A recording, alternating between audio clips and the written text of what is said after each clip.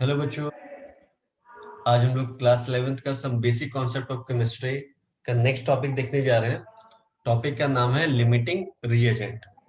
ठीक है, पहले मैं टॉपिक को आपके स्क्रीन पे लिख देता हूँ। Limiting reagent. ठीक है, तो ये लिमिटिंग रिएजेंट होता क्या है? ठीक है, तो इसको आपको एक बेहतरीन एग्जाम्पल के थ्रू मैं समझाता हूँ। ठीक है, जैसे मान लो for an example A plus B gives C. मतलब क्या हो रहा है, ए और बी कंबाइन होकर के सी फॉर्म कर रहा है। तो ए ने बोला कि मुझे सी फॉर्म करने के लिए मुझे जो रिक्वायरमेंट है वो 10 ग्राम ऑफ ए की रिक्वायरमेंट है, और बी कह रहा है मुझे 12 ग्राम की रिक्वायरमेंट है, तब मैं फॉर्म करूंगा सी।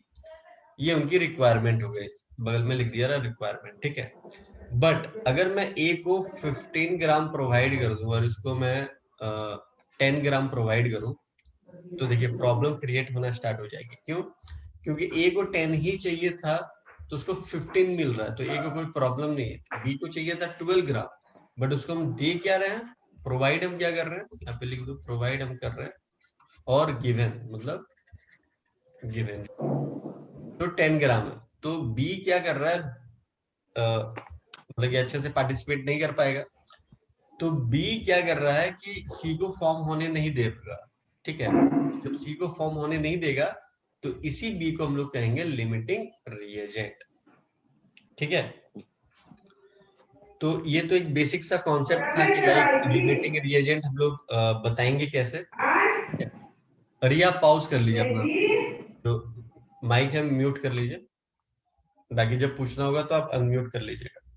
ठीक है, तो ये था basic concept of limiting reagent. मतलब ए और बी कंबाइन करके सी बना रहा है, तो जो रिक्वायरमेंट है अगर उससे हम कम उसको प्रोवाइड कर रहे हैं तो उसमें क्या हो जाएगा, वो सी को फॉर्म होने नहीं देगा, और उसी को बोलेंगे लिमिटिंग रिएजेंट है वो।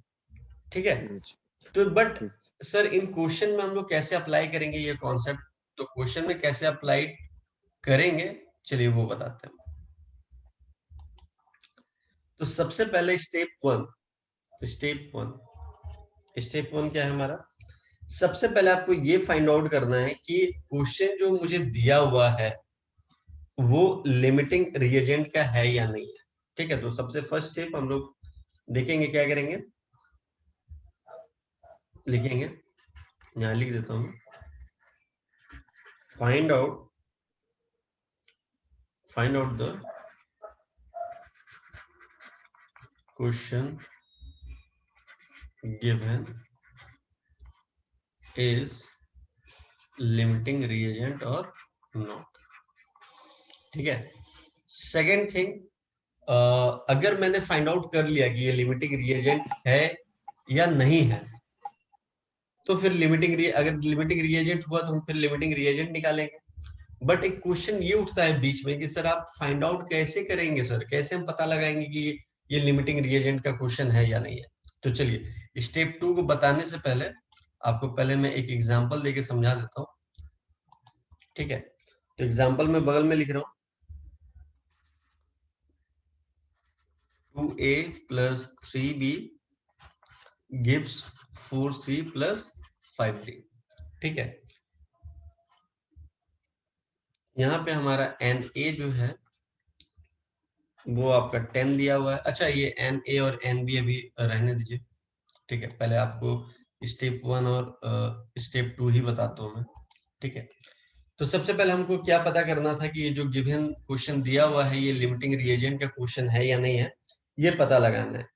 तो इसको पता लगाने के लिए हमें करना क्या पड़ेगा, एस सी ए अपॉन एस सी बी।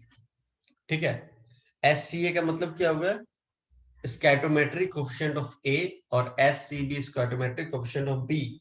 ठीक है, तो आप लोगों को बताया गया था स्कैटोमेट्रिक कोफिशिएंट होता क्या है। ये जो कोफिशिएंट लिखी गई है इसी को बोलते हैं स्कैटोमेट्रिक कोफिशिएंट। Got it? तो स्कैटोमेट्रिक कोफिशिएंट ऑफ ए क्या है हमारा, 2 है, और स्कैटोमेट्रिक कोफिशिएंट ऑफ बी क्या है, 3 है। तो ये तो मेरा 2/3 आ गया। ठीक है, अब ध्यान से देखना, मैंने जो यहाँ पे Na और Nb यहाँ पे मिटाया था, बस आप लोग को ये समझाने के लिए मैंने वहां पे रब करा था कि लाइक ये जो SCA एंड अपॉन SCB है, वो अगर इक्वल हो गया हमारे, वो अगर इक्वल हो गया हमारे Na अपॉन Nb से, तो बोल देंगे कि ये जो क्वेश्चन है हमारा, ये लिमिटिंग रिएजेंट का क्वेश्चन नहीं है। ठीक है, अगर ये नॉट इक्वल्स टू होता है, SCB is not equals to Na upon Nb, तो फिर हम लोग बोल देंगे कि ये क्या है, लिमिटिंग रिएजेंट का क्वेश्चन। आया समझ में? कोई दिक्कत नहीं? तो सर यहाँ पे Na Nb दे दीजिए, तब हम लोग पता लगा पाएंगे कि वो लिमिटिंग रिएजेंट का है या नहीं है। तो Na मेरा 10 है और Nb हमारा 50 है। तो Na अपॉन Nb आप लोग निकाल लो यहाँ पे, Na अपॉन Nb। तो Na कितना दिया था 10 और Nb कितना दिया था 50, 0 0 कैंसिल आउट हो गया, 1/5 आया। तो Na अपॉन Nb आ गया 1/5, SC अपॉन SCB आ गया 2/3। तो दोनों आपस में इक्वल है क्या? तो 2/3 इज नॉट इक्वल टू 1/5। तो भैया ये जो क्वेश्चन है वो लिमिटिंग रीजन का क्वेश्चन है। Got it? क्लियर है? ठीक है, चलिए अब आगे बढ़ते हैं। सर ये तो पता चल गया कि लिमिटिंग रिएजेंट का क्वेश्चन है, तो सर आप मुझे ये बताइए कि लिमिटिंग रिएजेंट फिर फाइंड आउट कैसे करेंगे? ठीक है, तो चलिए step to find out the limiting reagent. कैसे फाइंड आउट करेंगे? Find out limiting reagent. ठीक है, तो इसका फॉर्मूला है Na अपॉन SCA और NB अपॉन SCB। तो Na हमारा कितना है? Na हमारा है क्या? 10 है। और SC हमारा कितना है? 2 है। तो ये हो गया हमारा 5। और NB कितना है? अच्छा ये आप लोगों को पता नहीं चल पा रहा, तो ये देखिए NB हमारा कितना गिवन दिया हुआ है? 50। और स्कैटोमेट्रिक कोएफिशिएंट ऑफ B क्या हो जाएगा? 3 है ना? तो 50/3 हो जाएगा उधर। तो चलिए लिखिए 50/3 कर दिए। तो इसको जब हम लोग डिवाइड करेंगे तो ये आएगा 16.6 समथिंग कुछ करके आएगा। ठीक है, तो अब दोनों में कम कौन सा है? हमारा 5 कम है इस एज कम्पेयर टू ये 5 हमारा लेसर है। यहाँ बगल में लिख दो लोएस्ट है।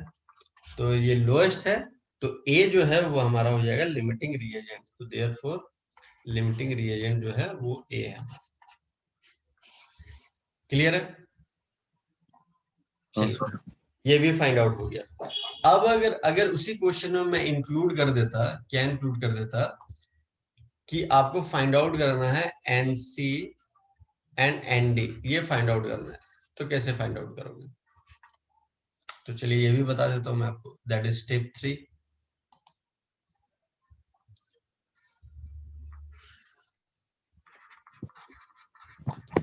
स्टेप 3 में तो हमको फाइंड आउट करना है एनसी एंड एनडी। तो ध्यान दीजिएगा हमारा लिमिटिंग रिएजेंट क्या है? 1। तो ये जो एनसी और एनडी जो फाइंड आउट होगा वो ए के रिस्पेक्ट में ही फाइंड आउट होगा। ठीक है, तो ए के लिए हम लोग क्या लिखेंगे? N A upon S C A. तो सी के लिए क्या लिखूंगा? N C upon S C C, stoichiometric coefficient of C. ठीक है, और ये स्क्वायरमेट्रिक कोएफिशिएंट ऑफ ए। तो ये तो हमको पता ही है, ये तो हमारा 5 है, तो यहाँ लिख देंगे 5। ठीक है, एनसी तो हमको फाइंड आउट करना है, और एस सी सी क्या है? स्क्वायरमेट्रिक कोएफिशिएंट ऑफ सी। तो स्क्वायरमेट्रिक कोएफिशिएंट ऑफ सी क्या है? 4। तो 4 देंगे। तो लीजिए यहाँ पे 4 पुट कर दिया, तो एनसी की वैल्यू कितनी आ गई? 20। क्लियर है? उसके बाद अगर मुझे एनडी बोलेगा निकालने के लिए, तो वो भी विद रिस्पेक्ट टू ए ही निकलेगा, क्योंकि मेरा लिमिटिंग रिएजेंट कौन है? ए है। तो उसके बाद एनडी अपॉन क्या लिखेंगे यहाँ पे? S C D. तो N A upon S C A, यह तो हमारा 5 है।